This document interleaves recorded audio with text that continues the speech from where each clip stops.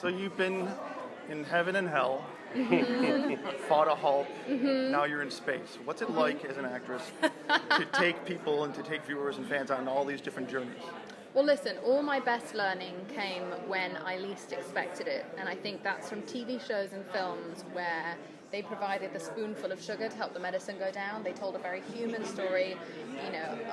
I think it's very important to point out that Star Trek has an amazing legacy of talking about race and class and being a father and being in love and not knowing how to love. It tells all these different stories that are hugely relatable, but just in this very unrelatable environment, so you don't know that you're learning when you're learning.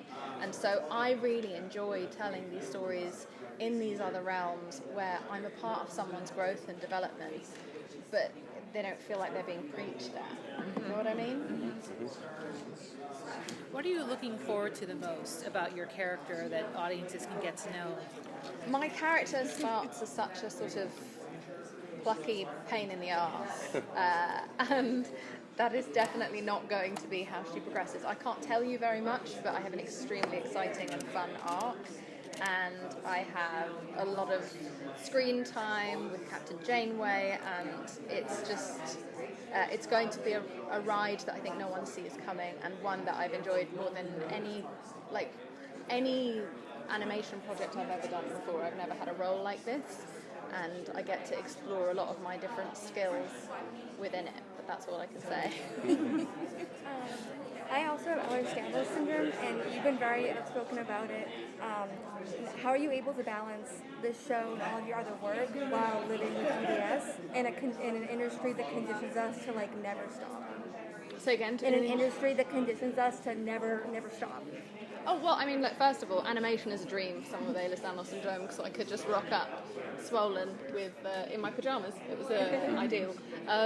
But it is very difficult. I do pace myself. I don't work as often as some of my peers purely because I know that I can't, and nothing is worth killing myself over. No award, no paycheck is worth sacrificing my health, and so I try to live as much balance as I can whilst also being able to show any other kids out there with Ehlers-Danlos syndrome or any other health condition that if I can, and I'm truly not a very skilled person, anyone can.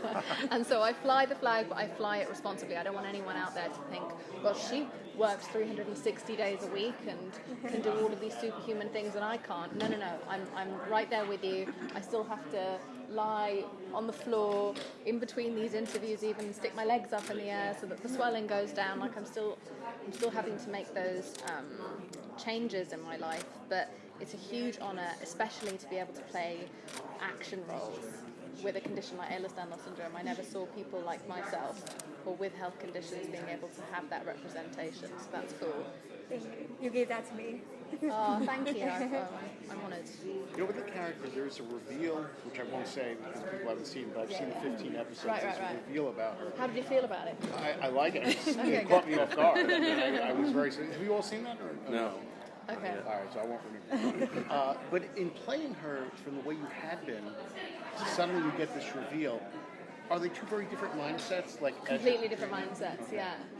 And I feel as that, oh God, it's so hard to talk about it right now, but it is two completely different mindsets, and my posture changes before I take on another mindset, and my voice completely changes, and I'm able to just exit.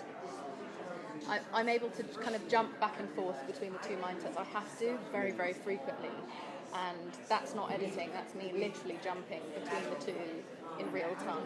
So that's definitely been a challenge, but one that's really fun. And I hope one day we ever get to make a live action version of this, because I think the Hageman brothers have just created something so extraordinary, so beautifully written. There's something really majestic about not only the writing, but also how much has been put into the animation. I was stunned by the animation when I first saw it. I knew it would be good, and I'd seen rough sketches, but I had no idea, and it made me feel, as a Star Trek fan, very respected. That they didn't just throw this one away, or they didn't just...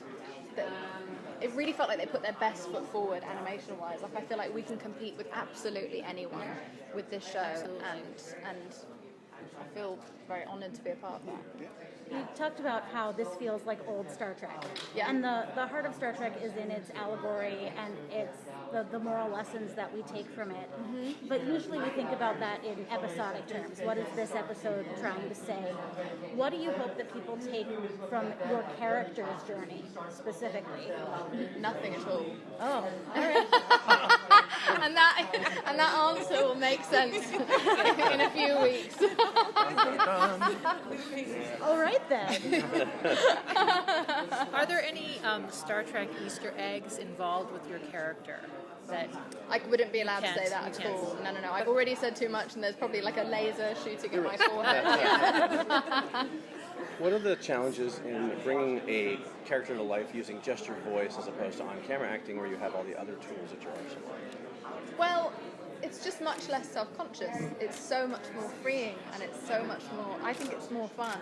I love doing animation because I'm not in any way thinking about the way that I look, how my facial expression is, where a camera is. When you're acting on set, you're having to take in where the light is and where the other actors are and where they're moving. There's constant distraction when it's just you in a booth with the Hageman brothers, who just who couldn't be more fun to work with as well, because they are so deeply marinated in it that it just you're sucked in from the second you step into the booth.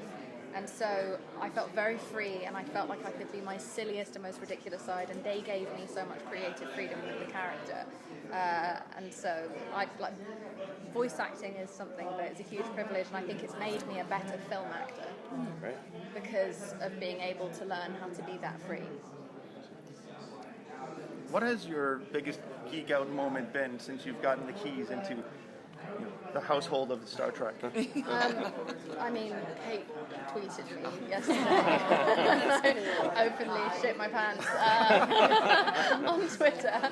So that was really cool. And I've heard there's a chance I'm going to be able to meet the Next Generation cast tonight because they're having me. Fantastic. And so if I get a photograph with Data, none of you hoes will ever hear from me again. I will retire. That is it. I'm out. I have nothing left to achieve. But yeah, so that's. I think it's coming today. My brain's gonna explode. Best of luck. I hope it Yeah. does. I also got to meet. I got to meet Mr. Picard himself a few years ago, and lost it, and obviously begged him for a selfie, and got one. He was so nice about it. I think slightly freaked out by how much of a fan I was, but I can't believe that 3 years later I'm now part of the Star Trek family. Forever. Yeah, forever. That's it. I'm amazing. in. I mean, they can't get rid of me. I'm like COVID. What is it about Data that resonates with you, do you think? He's everything that I felt growing up. I was a really unusual child, and I was very, very socially awkward, and I've always been very disconnected from the way that I feel. And I don't know exactly why. Some things in my childhood perhaps could point to that, but Data's journey of trying to learn how to be like a person, and how to feel, and how to become close to people, and learning how to make friends, and also everyone's like slight irritation with Data, because of his I used to also include way too much detail in all of my answers, and so just kind of learning also from the way the other characters would interact with him made me feel it taught me a lot about how I should interact as well. But he made me feel very seen. And then also a few years ago, my boyfriend got me a dog to help me learn how to feel, and that reminded me a lot of Data with his cat. and it worked. I love the dog, and I'm emotional about the dog. So I feel like he's been like my mirror since I was 5 years old or something. So you were, this is not the question really. So you weren't offended that somebody says, "Here, this will teach you how to feel." That's okay. No. He's the best. A little bit on the Asperger's scale. I mean, yeah, it's just Data represented, I think, a lot of people with a lot of different ways of existing, and so I think that he means a lot to a lot of people. Yes. And he's an extraordinary actor, and what he did with that role was just And the multiple roles that he's done too. 100%, yeah. But I mean, there are so many. It's unpopular, but I could just not really get behind the Ferengis. couldn't. But but Data, Worf, Picard, like just My so daughter's many. obsessed with Data also, Right, so she right. thinks he's like the coolest thing. Yeah, his vulnerability in that role was just ridiculous. Yeah. And the episode with his daughter is always like that. I cry every time I watch that episode. It's old school, but how cool is it to be on a show with there's like female captains and Yeah. I mean Star Trek is so groundbreaking in that sense. 100%, and my role is incredibly empowering and just kind of grows in her power. Star Trek has always been ahead of the game, and yeah. I think Hollywood has often been massively behind, and it's nice to see, I think Marvel are doing really well and pushing forward, but if you go back 40, 50, 60 years, Star Trek knew that if we're going to represent the universe, it's really represent everyone. So I feel as though that's an amazing legacy to be a part of. That's so cool.